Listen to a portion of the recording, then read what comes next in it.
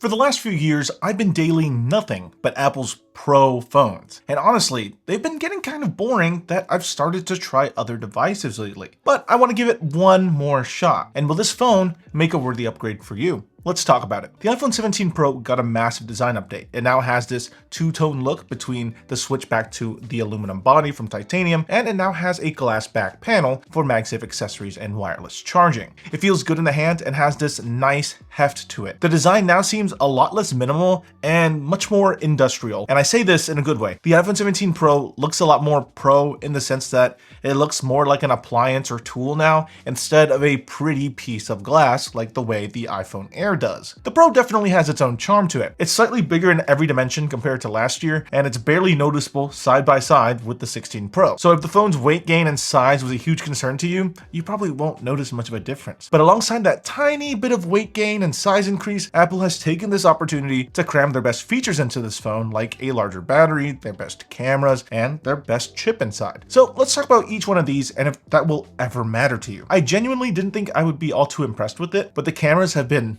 much improved this year. The cameras shoot fantastic photos. Like, come on, I think in 2025, most high-end smartphones take great photos on their main cameras now. I also talked about the front-facing center stage camera in my iPhone Air video already, but I really do like this feature. With the higher 18 megapixels and the new sensor, the front-facing lens now just adapts to your situation really well by scanning for everyone's faces and adjusting the shot to accommodate everyone before taking an image. I love that this makes taking selfies with friends and family quite a bit easier. Also, the front-facing camera can shoot vertical or horizontal photos and videos regardless of how you're holding your phone now, which all in all is very versatile for recording yourself. It's a massive upgrade both on the hardware and software side. So I took a hike a few weeks back in Washington, and the telephoto camera was the reason I'm able to get such great shots of the wildlife during this hike. And it'd be great for other long distance shooting opportunities too, like your kid's graduation, sports games, or for concert footage that you'll never watch again but will decide to record anyway.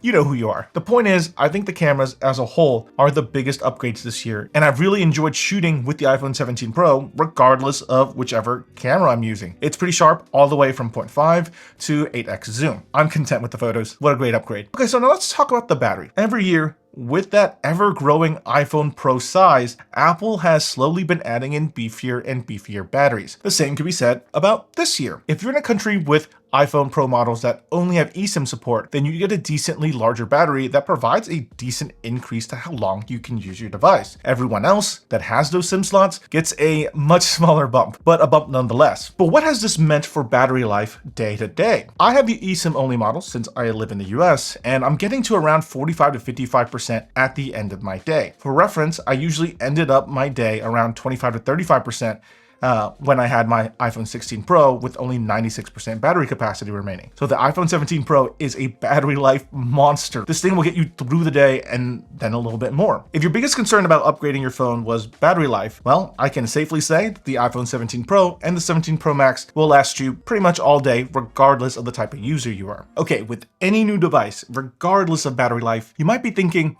I'm gonna need a charger for this, especially since they don't come in the box for your phone anymore. Well, that's where today's sponsor, Anker, and their Nano 70-watt charger and Nano 130-watt charging station come in. The Anker Nano 70-watt charger is this compact charger with two USB Type-C ports, each individually capable of charging your device at up to 70 watts, and also has a USB Type-A port. Total power pulled from this charging brick can be up to 70 watts. The craziest thing is, if you compare the size of this 70-watt charger to Apple's 70-watt MacBook charger, it's significantly smaller, and you still have two extra ports to charge your other devices like your iPhone, tablet, or smartwatch, making the Nano 70-watt charger much more versatile and portable. It has retractable prongs, and despite being tiny, it stays cool even when pushing max wattage charging rates, and with TÜV Rheinland certification to back it up. Okay, maybe you're carrying a lot more than this, and you're always traveling for work, or like me, you're a huge tech enthusiast. What I'm saying is, we're gonna need more ports. The Anker Nano 130 watts charging station is exactly what we're looking for. This is a thin, flat, minimal looking charging station that provides up to 130 watts between its 4 USB Type-C ports and 2 USB-A ports. So you can charge 6 different devices all at the same time. Or you can charge 2 MacBooks simultaneously from 0 to 50% within 30 minutes. It also comes with a soft touch power cable and carrying pouch to hold everything when traveling. Or you can use it at your desk to charge all your different devices. So if you're interested in the Anker 70-watt Nano USB Type-C charger or the Anker 130-watt Nano charging station, check out the link in the video description below. And thanks again to Anker for sponsoring this portion of the video. Okay, in terms of the iPhone 17 Pro's performance, it feels great in everyday usage. You could say that about most phones when they launch. Do I feel a significant difference or really much difference between my 16 Pro and the 17 Pro? Not really. I don't do anything super intensive on my devices except the occasional mobile game. Running Genshin Impact on the 17 Pro was good. It ran at high settings and 60 frames per second just fine. But doing something like this does get the phone ever so slightly warm. The phone does a great job at taking that heat and dissipating it across the entire phone thanks to that new vapor chamber. I couldn't get it hot playing Genshin Impact until I pushed it up to the highest settings at 120 frames per second. But the moment I switched it off that setting, it started cooling down really quickly. The other time I actually felt it getting hot was when I was fast charging the phone from 10%, and after a bit the phone got pretty warm overall. I only mention this because the iPhone Air only gets super warm in one spot, while the Pro does a much better job at spreading out the heat to the entire phone and takes a lot longer to get super warm. This is better for the phone because the components aren't heated up in one area as much, but from a user perspective, if you're pushing your phone for a long period, you might feel like your phone is struggling because of this warmness. It's not. It's supposed to do that. Well, to an extent, but I have absolutely no complaints about the overall performance of the 17 Pro, at least from what I use it for. But I think this year also gave us the biggest indicator of what Apple's definition of Pro really is, giving the Pro the highest end chip, the biggest batteries, and making fancier cameras and camera features for creatives. And all these features are all super appreciated if you're a content creator, photographer, videographer, or just trying to get into those things. Otherwise, these features feel kind of niche. Don't get me wrong, I genuinely do like the iPhone 17 Pro. It has pretty much all the creator-focused features that I could think of using. I mean, after all, YouTubers fall under that creator umbrella. But it seems like Apple is heavily leaning into this. They brought Mr. Beast to the Apple event, and they added features like GenLock. They called out live streaming as a use case, ProRes RAW recording. Seems like Apple really wants the Pro to be the aspirational one, the phone that creatives and people who want to be creatives would purchase. But besides those use cases, what else does the iPhone 17 Pro actually do over the 17 that regular everyday people would use? Now, I may sound like a broken record because I've said this for the last few years, but it's really apparent this year. I genuinely believe that the iPhone 17, the non-Pro version, gives you the best bang for your buck. And as much as I like this phone because it appeals to the content creator in me, I don't know if all these features matter as much to regular people, especially since the regular 17 is so good for just $300 cheaper. But that doesn't mean regular people are not going to notice a difference if they go with the Pro. There are two big ones that make your life a little easier if this is the route you're going down. It's that longer battery life and the extra telephoto lens. The battery life is just so good with so much room to push the phone. But I'll be real here, I just got done daily driving the iPhone Air, and the battery, despite being the smallest in the iPhone 17 lineup, already got pretty close to my one-year-old iPhone 16 Pro, which I considered to be doing really well. The importance of the camera quality will also depend on if you take a lot of telephoto pictures, long distance shots, right? Because while the 17 Pro's cameras are better than the Air and 17 on paper, it's mainly the telephoto lens that sets the 17 Pro apart, along with just the telephoto getting a larger sensor this year. If you're like me, you're probably mainly using this telephoto lens when you travel or for major family events. If you think you need a ton of battery life and use a telephoto lens frequently, just get the iPhone 17 Pro. Otherwise, I think the regular 17 will do you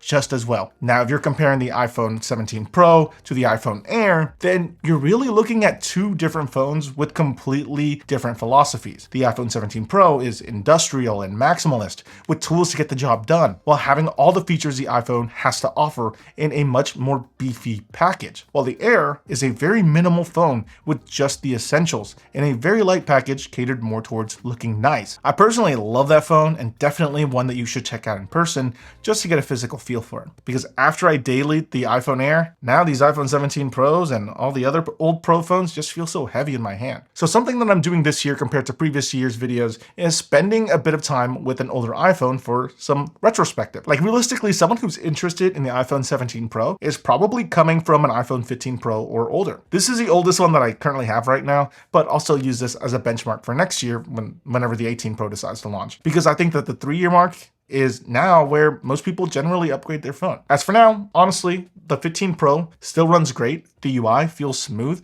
and the cameras still take good pictures. Battery life will really depend on how much your battery has degraded, and really, if the only concern you have with your older iPhone is battery life, then you could technically just get a battery replacement and the phone would be good for another year or two. Running the same Genshin test I did on the 17 Pro, the 15 Pro ran fine at high settings and 60 frames per second, but it did get a lot warmer faster than the 17 Pro. But the biggest indicator that made me go, yeah, actually, you might want to upgrade from the 15 Pro was storage space. The iPhone 15 Pros started at 128 gigabytes. That includes the one I'm holding here. And space really made me go, yeah, if you have these smaller sized ones, it's getting a little bit tough. All the new 17s, all the way from the base model iPhone 17 to the iPhone Air to the iPhone 17 Pro and Pro Max, all start with 256 gigabytes of storage now, which I think at that storage size will be more than enough for most people. But besides battery degradation and low starting storage size, the 15 Pro is still good enough. In my own opinion, it's probably not worth the upgrade to the 17 Pro from the 15 Pro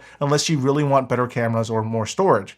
Waiting another year for the 18 Pro wouldn't really hurt. Okay, so the iPhone 17 Pro is a solid upgrade with updates to everything that makes the iPhone 17 Pro a Pro iPhone. Better battery, performance, cameras, camera features, and an industrial design to make it look more distinct like the Pro tool it was always trying to be. But besides that new look, it's what Apple's always done with the Pro, just a little bit more refined. This is the iPhone to consider if you want maximum battery life or long-range photography is what you're into.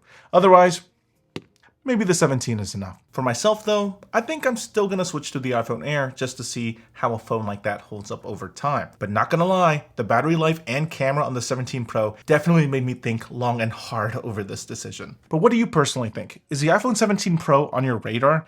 How are you using it? Are you considering it over the base model 17 or 17 Air? Why? Why not? I feel like smartphones are just appliances now. Something you really only upgrade if your current one is like 4 or 5 years old or if it broke. Like realistically, smartphone, or maybe just iPhone improvement is just marginal year to year now. But maybe that's just me. Leave all your thoughts down in the comment section below, and I'll see you all next time. Bye.